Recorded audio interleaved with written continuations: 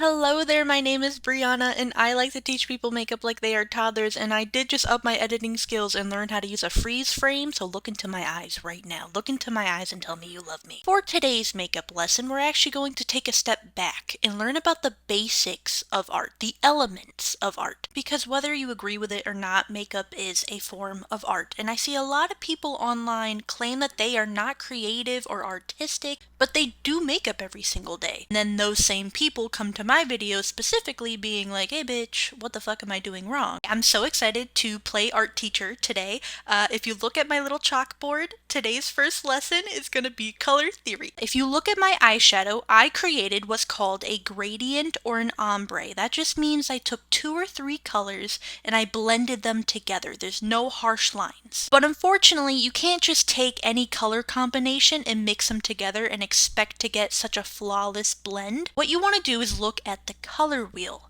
and you want to pick colors next to each other. Okay, these are technically called analogous colors if you want to be like really smartsy fartsy, but no one gives a shit.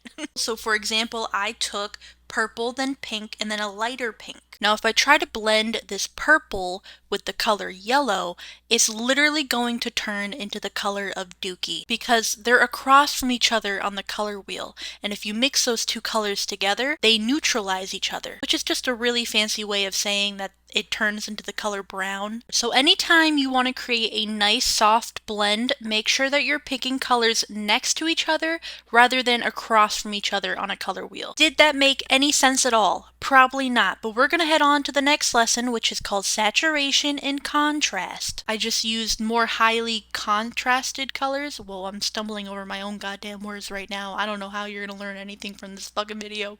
I can't even speak. On the left eye, I'm using like more saturated, more intense, more highly I want to say concentrated, it's not concentrated, more highly contrasted colors, where on the right eye I did the same exact eyeshadow look, I just used low contrasted colors. There's absolutely no right or wrong when it comes to what colors you want to pick. It just depends on the type of look you're going for and what you're in the mood for in that day. So, I don't know, do what you want with that information. Listen, I'm just glad I don't have to say the word highly contrasted anymore because that's a goddamn workout for someone with a speech impediment. Our third and final lesson of today is going to be on brushes and technique. Little tiny brushes are going to give you little thin lines. Bigger brushes are going to give you thicker lines. If you've ever seen like a perfect sharp cut crease, like there's no imperfections at all, they probably used a really tiny, thin, detailed brush. If you take a bigger, fluffier brush like I just did,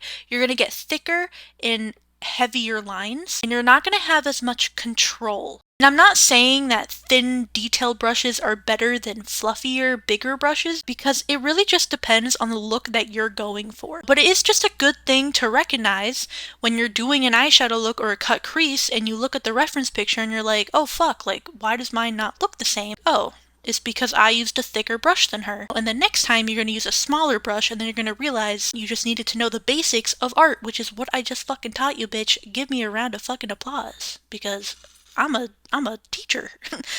What? Sorry, that was cringy. If you watched this entire video and you're still like, what the fuck are you talking about, bitch? I don't know what is going on. Where am I? Unfortunately, some people just aren't born to be artistic or creative like that. And there's nothing wrong with that. Some people just get things more than others. Like, do you really think if I could do long division off the top of my goddamn head, I would be filming this video right now? No, I would have a college degree. But unfortunately, my brain just doesn't understand stuff like that. My brain understands colors.